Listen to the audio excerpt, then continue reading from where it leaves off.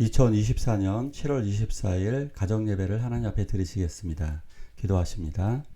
사랑과 은혜가 한량없으신 아버지 하나님, 우리들을 날마다 돌보시고 지키심에 감사옵나이다.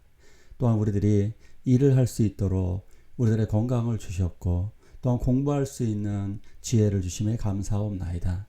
우리가 몸이 아프다 할지라도 하나님께서 돌보고 지켜주시며 치료하시며 우리를 살게 하시고 하나님 앞에 이렇게 예배하게 하여 주심에 감사옵나이다.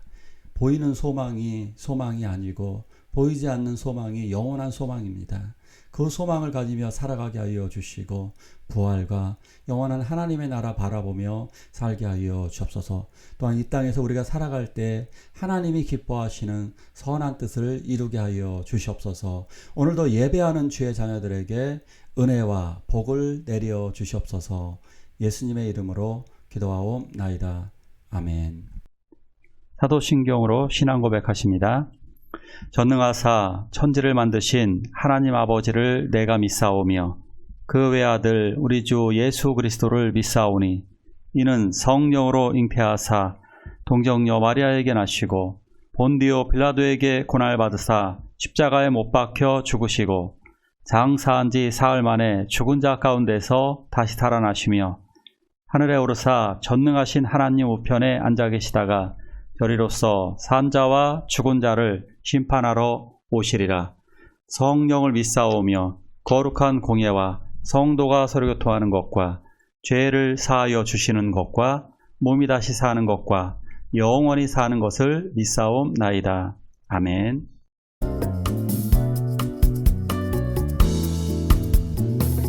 아주머니의 날 하늘에서는 당신을 향한 계획이 있었죠. 하나님께서 바라보시며 좋았더라고 말씀하셨네. 이 세상 그 무엇보다 귀하게 나의 손으로 창조하였노라.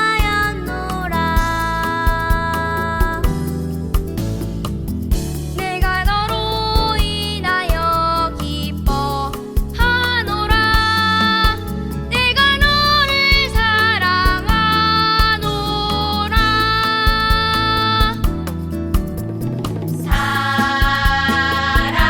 사랑해요.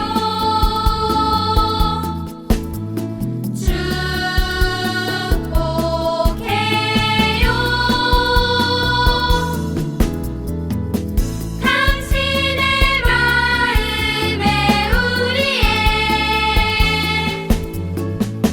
사랑을 드려요. 예정. 이 교리는 우리 그리스도인들의 참된 교리입니다. 이 교리가 기독교의 어떤 핵심 교리 중에 하나인 것입니다. 특별히 개신교는 이 예정 교리를 우리는 바르게 받아들이고 있습니다. 예정은 이런 말입니다. 하나님은 특별하신 선택에 의해서 우리를 선택하셨고 우리가 구원받을 수 있도록 하나님께서 우리를 오래전부터 이 세상을 창조하기 전부터 예정해 놓으셨다는 사실입니다. 우리가 지금 말씀을 듣고 예배할 수 있도록 하나님은 우리를 미리 아셨고 우리를 선택하셨습니다. 조금 전에 불렀던 찬양처럼 아주 먼 옛날부터 우리를 향한 계획과 작정, 예정이 있으셨던 것입니다. 말씀을 통해 자세히 알아가도록 하겠습니다. 같이 읽을까요? 하나님이 미리 아신 자들을 또한 그 아들의 형상을 본받게 하기 위하여 미리 정하셨으니 이는 그로 많은 형제 중에서 맏아들이 되게 하려 하심이니라. 아멘. 하나님은 미리 아신 자들이라고 우리를 표현하였습니다. 우리들을 미리 아신 자들, 우리 미리 아신 자들을 미리 정하셨다. 구원받을 자들을 미리 정하셨다는 것입니다. 뭐 이런 거 아닌 겁니다. 예를 들어서 뭐 이런 수준 정도가 아닌 거예요. 뭐 복을 내려주고 뭐 과거를 보는 점 따위, 뭐 미래를 내다보기도 하고 이런 점 따위 정도가 아닙니다. 점성술사들이라든가 무당들이 일부 이러한 것을 조금 보는 경우가 있죠. 근데 이 정도가 아니라 하나님은 완벽하게 온 우주에 관련된 것뿐만이 아니라 우리 인간들의 생사화복, 언제 태어나고 언제 죽고 어떻게 되어지고 어느 날 어떤 시점에 누구를 통하여 어떻게 구원할 것인지에 대해서 미리 정해 놓으셨다는 사실입니다. 하나님은, 전능하신 하나님은 첫째가 미리 아셨다. 우리는 이것을 예지라고 얘기합니다. 미리 하나님은 우리의 모든 것을 알고 계십니다. 알고 계셨고 예정하셨습니다. 그 이유가, 미리 정하신 이유가 뭐냐 그러면, 미리 알고 미리 정하신 이 예지 예정의 이유가 뭐냐? 그 아들의 형상을 본받게 하기 위함인 것입니다. 아들의 형상은 바로 예수 그리스도의 형상인 것입니다. 예수 그리스도의 형상을 우리로 하여금 본받게 하기 위하여 우리들을 선택하신 것입니다. 형상을 본받고 맏아들이 되게 하기 위해서 우리를 선택하신 것입니다. 아들의 형상, 두 가지 의미가 있습니다. 첫째는 예수님의 외형을 담기 위한 겁니다. 예수님의 외형, 그 얼굴을 닮았다는 것이냐? 그 이야기가 아닙니다. 부활하신 예수님의 온전하신 형상을 본받게 하기 위하여, 부활하신 것을 본받게 하기 위하여서 선택하신 것이고, 두 번째는 내적인 것입니다. 내적인 부분들이 항상 예수 그리스도를 닮게 하기 위한 겁니다. 내적인 것은 그리스도의 인격, 그리스도의 성품, 그리스도의 사랑을 똑같이 담게 하기 위하여서 우리를 선택하신 것입니다. 제가 사춘기 때 가장 존경하는 사람이 누구냐라고 물어보면 저는 아버지라고 대답을 했습니다. 왜냐하면 아버지가 참 존경스러웠기 때문입니다. 저는 그 아버지의 인격을 담기를 원했습니다. 근데 나도 모르는 사이에 아버지의 인격과 그리고 아버지의 그 외모까지 참 닮은 모습을 발견하게 되었습니다. 우리들이 결국 하나님으로부터 만들어졌고 주의 영이 우리 안에 있기 때문에, 성령님이 우리 안에 들어와서 우리들은 그리스도의 내적인 성품, 그리고 인격, 그리고 그 외적인 부활의 형상을 닮아가게 될 것입니다. 자, 이렇게 우리들, 미리 알은 우리들, 미리 정한 우리들은 그리스도의 형상을 본받게 하기 위하여 창조되어졌고, 또 이렇게 말씀하고 있어요. 많은 형제들 중에 맏아들이 되게 하려 하심이니라. 예수님이 맏아들이 되셨습니다. 맏아들, 구원의 맏아들이 되신 거죠. 맏아들, 장자권이라는 얘기입니다. 장자권은 고대시대의 놀라운 특권입니다. 뭐 지금이야 첫째, 둘째 상관없이 공평하게 나누어 주는 것이 대부분 관례입니다만, 예전에는 아이들이 한 집집마다 10명씩 되었기 때문에 10명들을 잘 이끌기 위해서는 맏아들의 특권이 중요했습니다.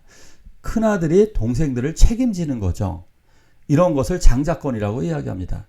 동생들을 책임지고 아버지 대신 잘 돌보는 것, 이것이 놀라운 은혜인 것입니다. 그래서 장자권이 주어지게 되면 2배의 재산을 받을 수가 있고요.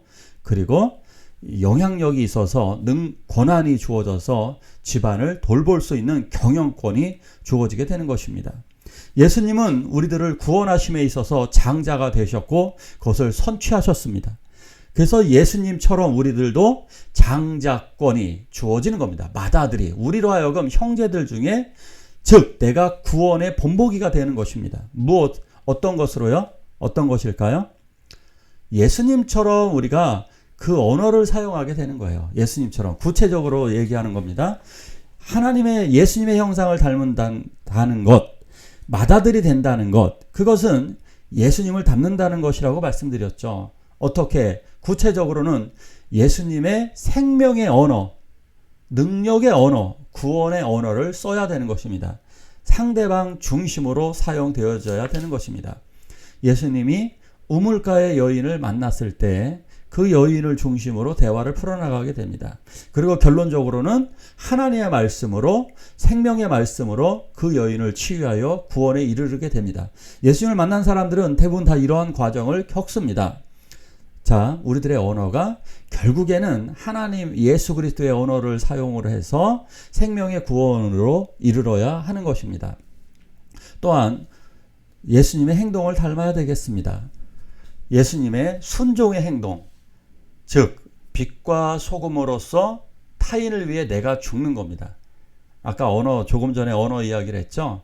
말싸움으로 우리는 어떻게든 이기려고 하죠. 근데 그런 말싸움 의미가 없는 겁니다. 우리가 먼저 상대방의 말을 충분히 듣고 이해를 해주고, 그리고 구체적으로 그 사람을 도와주어야만 하는 것입니다. 그 사람의 어려운 점을 때로는 돈으로, 몸으로 도와주어야 하는 겁니다. 결정적으로 또한 그 사람을 위해 기도해 주어야 하는 것입니다. 또 읽어볼까요? 미리 정하신 그들을 또한 부르시고, 부르신 그들을 또한 의롭다 하시고, 의롭다 하신 그들을 또한 영화롭게 하셨느니라. 자, 미리 정한 우리들, 예정받은 우리들을 불러주셨습니다. 자, 우리를 불러주는 것, 이게 어떠한 의미가 있을까요? 인도에 가면 이런 달리트들이라는 분들이 있습니다. 불가촉 천민이라고 그러죠. 불가촉. 손으로다가 닿으면 안 된다는 겁니다. 손으로다가 아니면 지나가다 옷깃 스치거나 말을 섞거나 그러기만 해도 나까지 불결해진다는 얘기죠. 이게 말이 되지 않는 겁니다. 그러니까 이러한 불가촉 천민들은 인도에서 지금도 하층 계급을 형성하고 있고, 이분들은 굉장히 고통스럽게 살아가고 있습니다. 자, 이러한 분들을 하나님이 불러주셨다는 겁니다. 특별히 불러주셔서 말을 섞는다는 것, 이들을 불러주셔서 자기 앞으로 인도하고 안아주시고, 그리고 하나님의 자녀를 삼아주셨다는 사실입니다. 죄수. 자, 그래서 이렇게 어떻게 하셨다는 얘기냐? 불러주셔서 우리를 불러주셨어요. 우리들 부르신 이유가 뭐냐? 첫 번째, 의롭다 하신 겁니다. 의롭다고. 죄수, 천민으로 있는 것도 서러운데 우리들을 귀족으로 가는, 평민되는 것도 한 단계죠. 평민 정도를 건너뛰어서 귀족되는 것을 건너뛰어서 그냥 왕족도 뛰어넘어서 왕의 자녀가 되게 하시는 것이죠. 죄수였던 우리들을 의롭다라고 칭해 주셨습니다. 의인들은 무엇이든지 할 수 있는 존재들입니다. 의인들로 우리를 선택하여 주셨습니다. 그래서 우리들을 법적 부분에서 의롭다라고 말씀해 주시는 것입니다.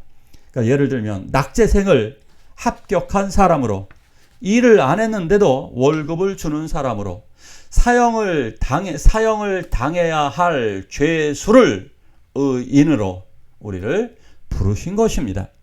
이게 너무너무 좋죠. 두 번째, 의롭다 하신 우리들을 또한 영화롭게 하셨느니라. 과거에는 이 영화롭게 되는 성화의 단계가 있어야 구원이 완성된다, 이렇게 믿는 분들이 있었습니다. 그렇지 않습니다. 예수 믿는 순간 의롭게 되어지고 그의 말씀으로, 그의 능력으로 우리들을 이미 영화롭게 하신 겁니다. 그러니까 믿는 순간 우리들은 영화롭게 되어진 것입니다. 이 단어도요, 의롭다 하시고 영화롭게 하시다라고 하는 단어가 에디카이오센, 에도사센, 영화롭게도 에도사센, 이건데 과거형입니다. 무슨 말인지 이 시제가 과거 시제입니다. 즉 이미 우리는 예수 믿는 순간 성화되고 영화되어졌다는 사실입니다. 그렇기 때문에 우리들은 구원받을 수가 있는 것입니다. 우리들은 이제 정말 예정에 의해서 오래전부터 예정되어서 우리들은 특별한 선택을 받았습니다. 그래서 우리들은 각 사람을 구원할 수 있는 것입니다. 오케스트라 지휘자를 보면요, 한 사람 한 사람의 소리를 분별하고 잘 듣습니다. 주님은 우리 한 명 한 명의 소리를 들으시고 한 명 한 명의 움직임을 바라보고 계십니다. 그러니까 하나님이시죠. 하나님이기에 가능한 것입니다. 하나님은 특별한 관심으로 나를 지켜보시고, 그리고 나를 통하여서 하나님의 구원을 이루시기를 원하십니다. 오늘도 주님의 부르심에 합당한 삶을 살아가서 그리스도의 형상을 닮아서 나도 구원의 삶을 살게 해달라고 함께 기도하시겠습니다. 당신을 향한 계획이 있었죠. 하나님께서 바라보시며 좋았더라고 말씀하셨네. 이 세상 그 무엇보다 귀하게 나의 손으로 창조하였노라.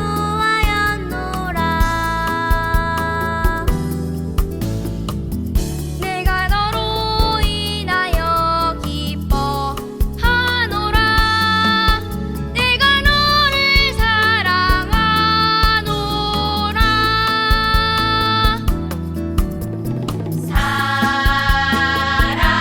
사랑해요.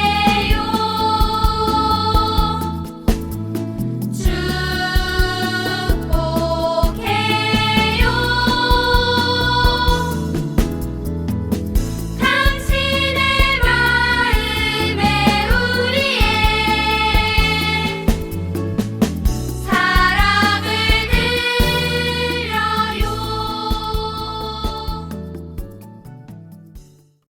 주기도문으로 예배를 마치도록 하겠습니다.